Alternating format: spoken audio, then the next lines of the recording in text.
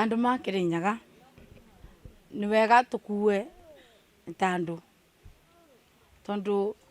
twitikitie kuthura andu aria mena kioneki, andu aria mareciria uboro wa Kirinyaga, aria mangikinyirika, aria mena vision ya gutethia Kirinyaga.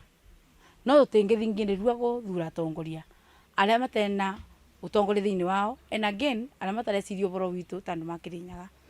Koguo kuga ati andu ma Kirinyaga ati tondu mundu ndarathi na party fulani ati ni gukorwo na party euphoria. Kirinyaga ni andu makoragwo meciritie, na ni andu makoragwo makimenya ati mathuraga mundu na matithuraga ciama. Kana ndakiaria maveni? Na undu ungi tugaga atiriri ati kuonera mundu kana kuruma mundu tondu thiini wa kiama kiria uri, it shows bara mutangivota gutolerate intolerance thiini wa andu aria me ciama icio.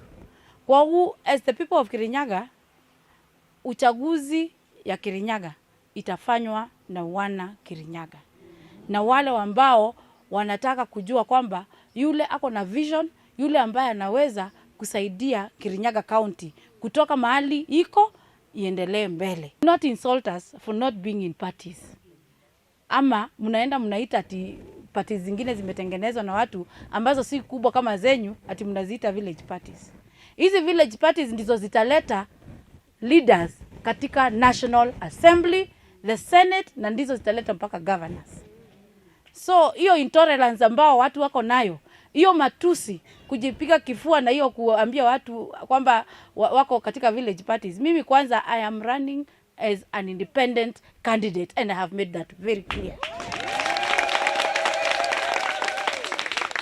Na watu wa Kirinyaga wanajua kwamba for me it's about Kirinyaga kwanza, Kirinyaga first. I must think about my people, and first of all, I must be able to negotiate independently minded as a person to know that whoever we are going to elect as a leader at the national level must be for and with the people.